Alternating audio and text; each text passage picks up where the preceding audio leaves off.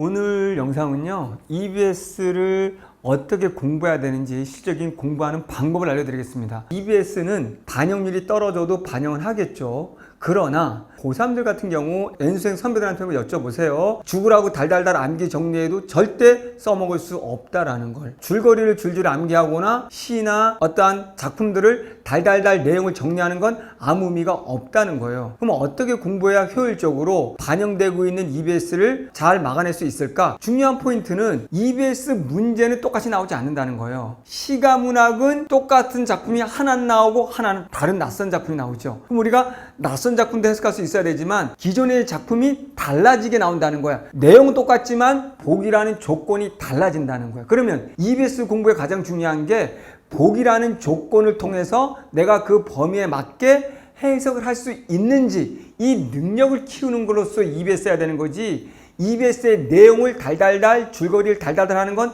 오히려 독이 된다는 거예요. 여러분들이 EBS 내용을 공부는 하더라도 복이라는 기준으로 혼자 해석을 할 수 있는지 그 연습용으로 공부를 하라는 거예요. 그럼 제가 샘플을 한번 보여드릴게요. 일단은 껍데기는 가라 라고 되어 있습니다. 그럼 껍데기는 가라고 되어 있으면 저는 제목부터 설명해요. 벌써 제목으로 다 끝났거든요. 왜? 작가들은 함부로 제목을 만들지 않거든요. 그럼 잘 보세요. 제가 가르치는 방식입니다. 화자는 굿맨이거든요.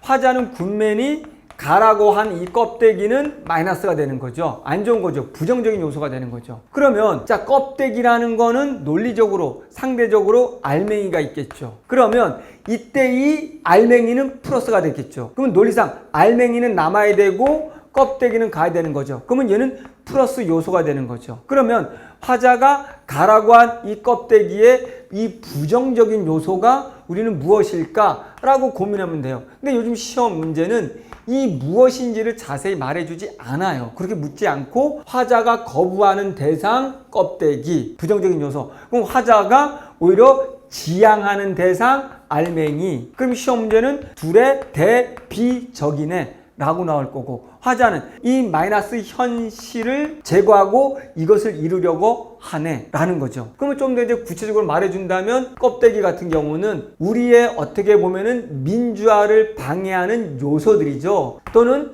통일을 방해하는 요소들, 이렇게 미리 제가 정리를 하는 거예요. 다 끝났거든요. 그러면 알맹이는 당연히 민주화에 이루기 위한 정신이죠. 그래서 우리가 동학농민운동이라든가 논리, 민주화를 이뤘던 4.19 민주화 정신 같은 건 남고 이렇게 되는 거죠. 나머지는 가라는 거죠. 그러면 이제 통일을 방해하는 요소들은 가고 통일을 지향하는 이런 것들은 플러스로 남는 게 되는 거죠. 그럼 벌써 우리는 제목만 가지고도 이 작품의 전체 맥락, 보기에 나오더라도 이 범주 안에서 나올 거라는 거죠. 그러면 이 거대한 틀, 제목을 통한 거대한 틀, 이게 곧 수능의 보기로 출제될 것이고, 이거를 토대로 이 기준하에서 주어진 조건대로 해석을 할 수 있으면 된다는 거죠. 그럴 때 보기에 해당하는 선택지에서는 더 자세히 이것들에 대한 세부사항이 뭔지를 말해 줄 거라는 거죠. 그래서 요거를 토대로 먼저 설명을 하고 이걸 가지고 지금처럼 이제 보기를 다시 만들었습니다. 4.19 혁명 이렇게 나온 거죠. 4.19 혁명 정신이 해석해가는 현실적 문제를 정면으로 다룬 건데, 4.19 혁명과 동학농민운동 정신은 회복, 남아야 되고 알맹이가 되는 거고, 이러한 정신을 훼손하는 모든 불의와 거짓, 이게 껍데기가 되는 거죠. 방해하는 요소. 또한 평화롭고 순결했던 우리 민족의 삶, 통일의 삶이에요. 아사달, 아사녀, XY 두 명이니까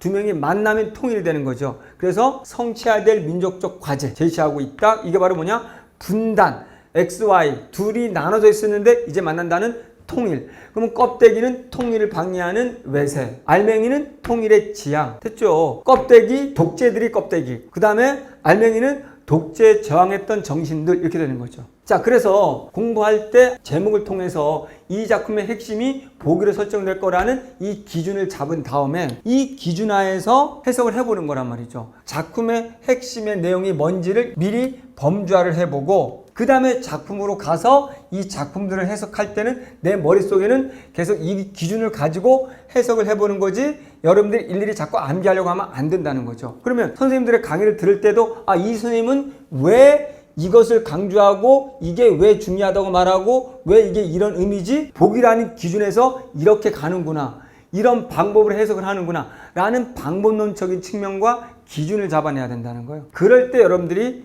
해석할 수 있는 능력이 자라게 되는 거죠. 그리고 나서 이제 저희 교재 같은 경우는 이렇게 매 연마다 핵심들을 정리했습니다. 우리는 독해하면서 다 이야기가 되었겠죠. 가장 핵심적인 측면으로 이제 이런 식으로 작품 핵심 정리를 하기도 하고, 다른 것들을 보면 이런 식으로 구조화해서 보여주고 있습니다.